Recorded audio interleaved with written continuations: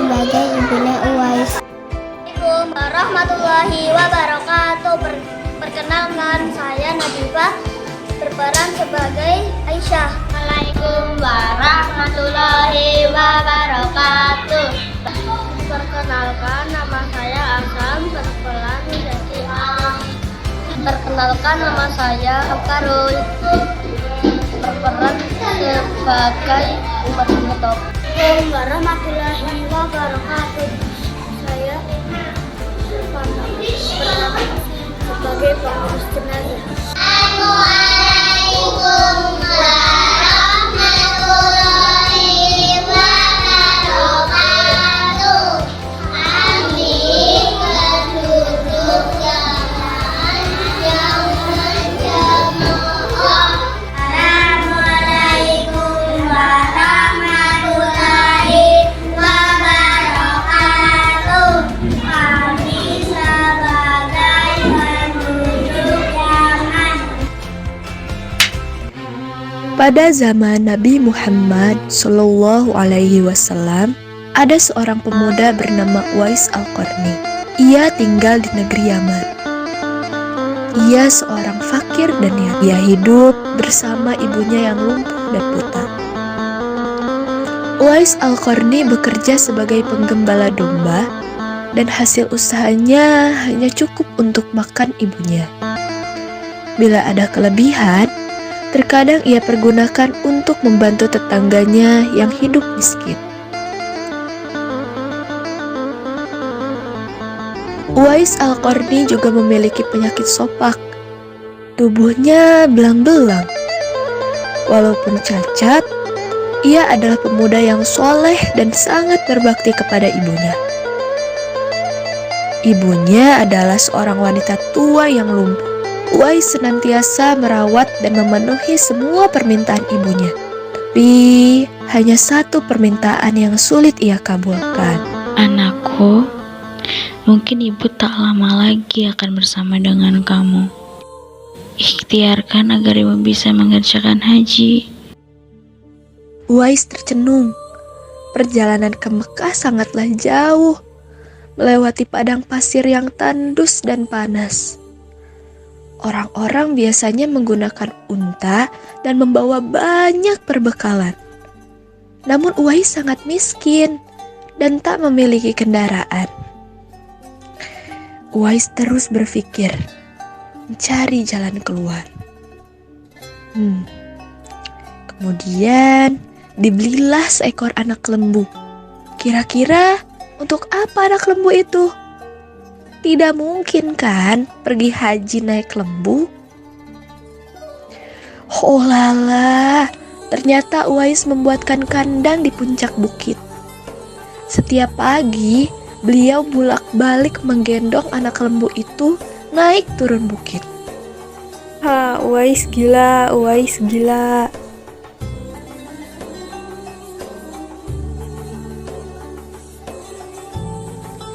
Tak pernah ada hari yang terlewatkan ia menggendong lembu naik turun bukit. Makin hari, anak lembu itu makin besar, dan makin besar tenaga yang diperlukan Uwais. Tetapi, karena latihan tiap hari, anak lembu yang membesar itu tak terasa lagi. Setelah 8 bulan berlalu, sampailah musim haji. Lembu Uwais telah mencapai 100 kg. Begitu juga dengan otot Uwais yang makin membesar. Ia menjadi kuat mengangkat barang. Tahulah sekarang orang-orang apa maksud Uwais menggendong lembu setiap hari. Ternyata ia latihan untuk menggendong ibunya. Uwais menggendong ibunya berjalan kaki dari Yaman ke Mekah. Subhanallah. Alangkah besar cinta Uwais pada ibunya. Ia rela menempuh perjalanan jauh dan sulit demi memenuhi keinginan ibunya. Uwais berjalan tegap menggendong ibunya tawaf di Ka'bah. Ibunya terharu dan bercucuran air mata telah melihat Baitullah. Di hadapan Ka'bah, ibu dan anak itu pun berdoa. Ya Allah, ampunilah dosa ibu. Bagaimana dengan dosamu? Dengan terampunnya dosa ibu, maka ibu akan masuk surga. Cukuplah ridho dari ibu yang akan membawa aku ke surga. Subhanallah, itulah keinginan Uwais yang tulus dan penuh cinta. Allah Subhanahu wa Ta'ala pun memberikan karunia-Nya. Uwais seketika itu disembuhkan dari penyakit sopaknya, tertinggal bulatan putih di tengkuknya. Tahukah kalian apa hikmah dari bulatan yang disisakan di tengkuk? Itulah tanda untuk Umar bin Khattab dan Ali bin Abi Thalib, dua sahabat utama Rasulullah, untuk mengenali Uwais. Uwais Al-Qarni dikenal anak yang taat, beribadah, dan patuh pada ibunya. Ia seringkali berpuasa. Alangkah sedihnya hati Uwais Al-Qarni melihat tetangganya sering bertemu dengan Nabi Muhammad, sedangkan ia sendiri belum pernah berjumpa dengannya. Kerinduan Uwais Al-Qarni untuk menemui Nabi Shallallahu Alaihi Wasallam makin dalam. Hatinya selalu bertanya-tanya, kapankah ia bertemu Nabi Shallallahu Alaihi Wasallam dan memandang wajah beliau dari dekat? Ia rindu mendengar suara Nabi Muhammad Shallallahu Alaihi Wasallam. Kerinduan karena iman. Wahai ibu, bolehkah anakmu ini pergi ke Madinah untuk berjumpa dengan Rasulullah? Pergilah wahai Uwais, anakku, temuilah Nabi di rumahnya. Dan bila telah berjumpa dengan Nabi, segeralah engkau kembali pulang. Betapa gembira mendengar jawaban ibunya itu. Segera ia berkemas untuk berangkat dan berpesan kepada tetangganya agar menemani ibunya selama ia pergi. Sesudah berpamitan sembari mencium ibunya, berangkatlah Uwais Al-Qarni menuju Madinah. Setelah ia menemukan rumah Nabi, ketuknya pintu rumah itu sambil mengucapkan salam. Keluarlah seseorang seraya membalas salamnya. Assalamualaikum. Waalaikumsalam. Permisi, bisakah saya bertemu dengan Rasulullah? Maaf, tidak bisa. Rasulullah sedang dalam pertempuran bersama sahabat yang lainnya. Dalam hati Uwais bergejolak perasaan ingin menunggu bertemu dengan Nabi. Sementara ia ingat pesan ibunya agar ia cepat pulang ke Yaman.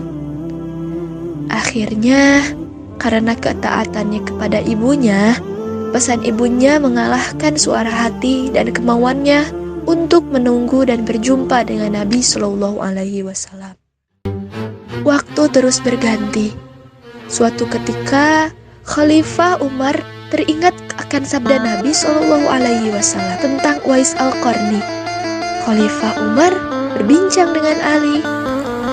Wahai Khalifah, apakah engkau tahu sabda Nabi tentang penghuni langit? Insya Allah, saya tahu. Rasulullah SAW pernah bersabda, kalau kalian ingin berjumpa dengan dia, perhatikanlah ia mempunyai tanda putih di tengah telapak tangannya. Rasul menyarankan apabila kalian bertemu dengan dia, mintalah doa dan istighfarnya. Dia adalah penghuni langit, bukan orang bumi. Apakah engkau ingin menemuinya? Iya, insya Allah. Sejak saat itu, setiap ada kafilah atau rombongan yang datang dari Yaman, Khalifah Umar radhiyallahu anhu dan Ali radhiyallahu anhu selalu menanyakan tentang Uwais Al-Qarni. Wahai orang Yaman, apakah dalam rombongan kalian ada yang bernama Uwais Al-Qarni? Maaf Khalifah, tidak ada. Wahai orang Yaman, apakah dalam rombongan kalian ada yang bernama Uwais Al-Qarni? Maaf Khalifah, tidak ada. Suatu hari rombongan Yaman datang ke Madinah. Seperti biasa, Khalifah Umar menanyakan apakah ada Uwais Al-Qarni dalam rombongan. Ternyata saat itu Uwais berada dalam rombongan. Mendengar jawaban itu, Khalifah Umar dan Ali segera pergi menjumpai Uwais Al-Qarni. Sesampainya di kemah tempat Uwais berada, Khalifah Umar dan Ali memberi salam. Tapi rupanya Uwais sedang sholat. Setelah mengakhiri sholatnya dengan salam, Uwais menjawab salam Khalifah Umar dan Ali sambil mendekati kedua sahabat Nabi ini dan mengulurkan tangannya untuk bersalaman. Wajah Uwais Al-Qarni tampak bercahaya. Benarlah seperti sabda Nabi Shallallahu Alaihi Wasallam bahwa dia itu adalah penghuni langit. Wahai hamba Allah, siapakah namamu? Abdullah. Kami juga Abdullah, hamba Allah. Bolehkah kami mengetahui nama aslimu? Uwais Al-Qarni. Wahai Uwais, sang penghuni langit, kami semua memohon doa dan istighfarmu sesuai sabda Rasulullah Shallallahu Alaihi Wasallam. Sayalah yang harus meminta doa pada kalian. Kami datang ke sini untuk mohon doa dan istighfar dari Anda, Uwais Al-Qarni.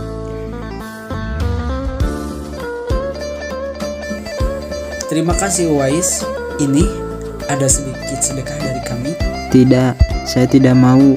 Saya hanya meminta sesuatu kepada kafilah Umar.